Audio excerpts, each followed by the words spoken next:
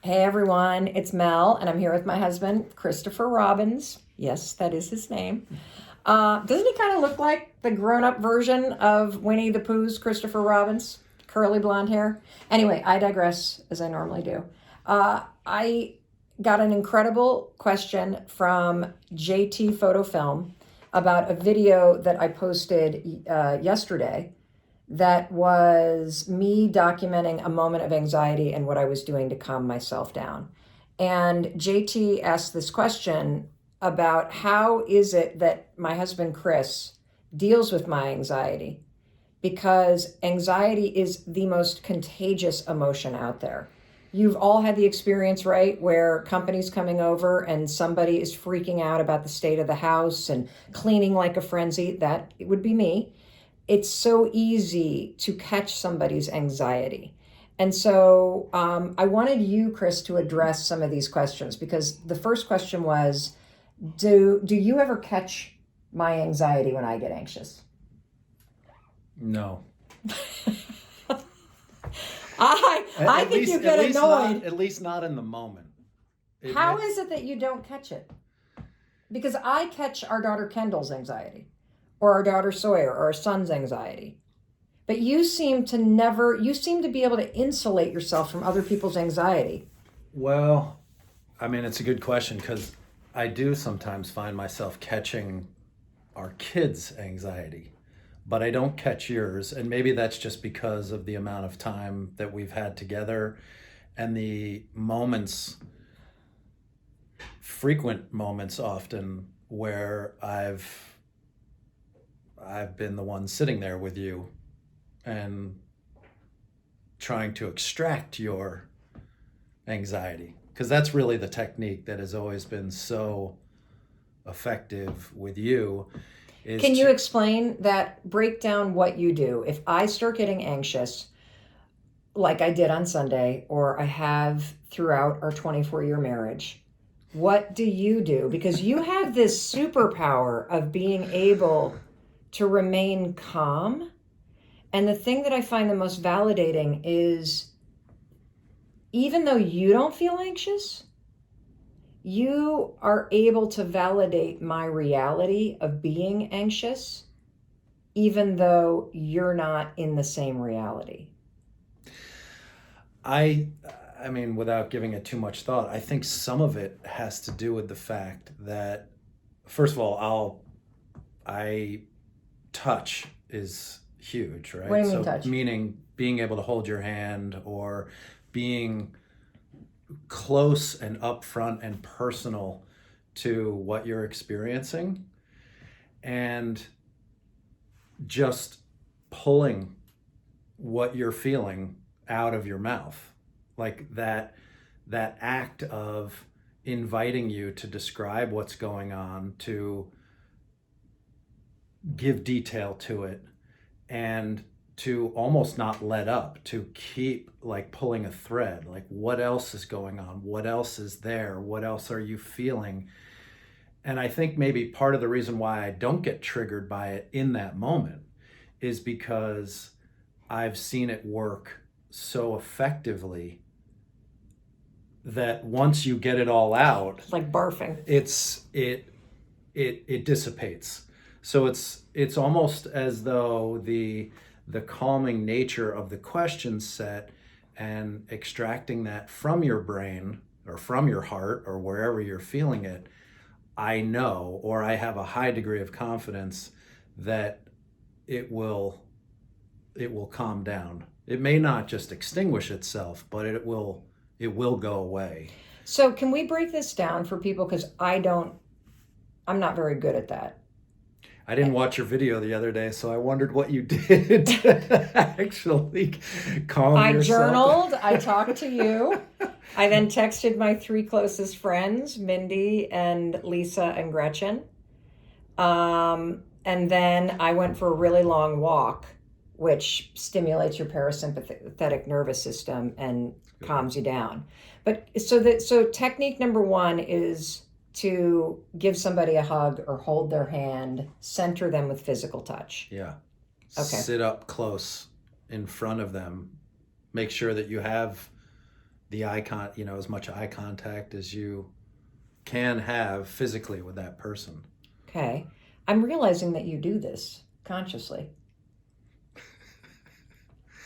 It's You it's sneaky guy. it's been a few years. And then the second thing you do is give people the questions that you might start asking the person in your life that's feeling anxious.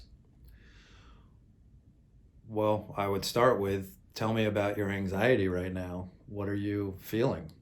What's happening? Not only physically in your body, but of course emotionally. I mean, those are the two main pillars. And then you keep going and anything else. And he does that over until I'm literally like the tank is completely empty. You know what else I've noticed, and I think this is a really important thing, is that you don't respond to what comes out of my mouth. No answers. You cannot provide any direction or guidance or go for the solve. Why? Because there is no solve, particularly when you're in the acute moment. Nothing is going to resolve that right there and then, even if you have the most best, idea ever, which is super tough for guys in particular, I think, because we're so programmed to go for the solve rather than just be with it. Here's what I just realized at the biggest possible level about why what you do with me when I feel anxious is so genius. Well, anxiety is all about uncertainty, and typically it's about what you're afraid of in the future that's coming that you can't control. And by getting close to somebody physically, even if it's over a video call and you lean in, but you always sit very close to me, or you give me a huge hug when I'm feeling anxious, or you hold my hand, you're grounding me with physical touch back in this moment. And then the questions of extracting it get me to a point where I'm empty and no longer spinning, and I'm right back in this moment when I have nothing left to say. And because you don't either try to discount or solve or invalidate anything that comes out of my mouth, you just get it out, I'm able to get it all out. Because the second you would say, well, you don't have to worry about that or this, that, and the other, somebody that's having anxiety will start to argue back, which then takes you back into the future fear. Yeah, then you're jumping into a conversation, which is the last thing that the person who's suffering the anxiety wants to be having. Since you've done this with me 100 times, and we have kids that have some anxiety, what is it that you've observed when you get somebody back to zero and in the moment? What do you observe in the person?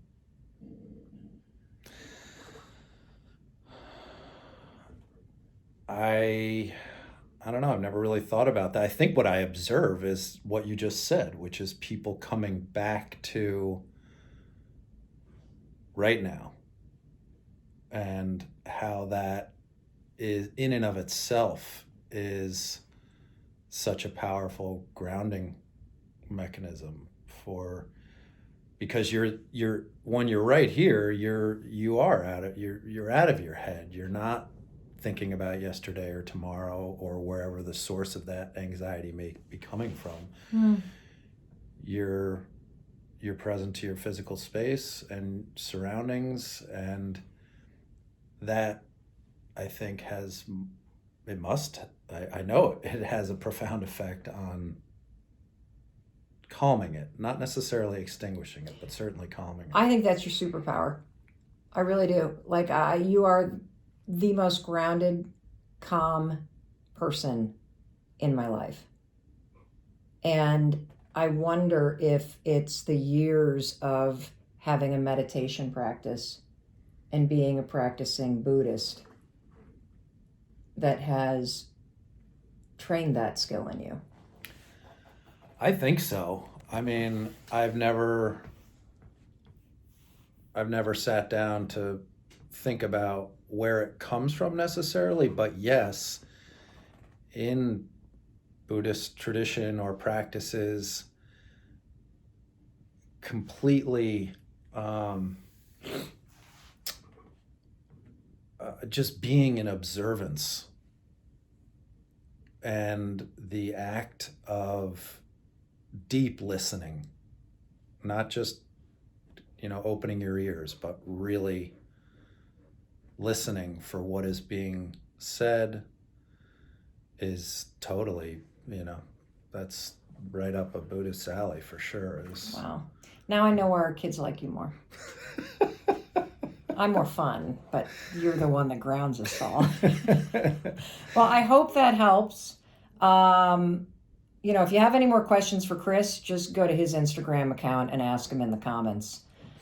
Since clearly you're not even watching what I post if you didn't see the video I put up yesterday. Okay, we're not going to talk about that, everybody.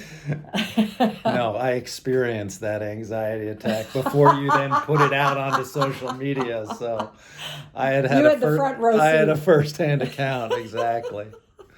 Good question, JT. Take it back to Deb. Mwah. Bye, everybody.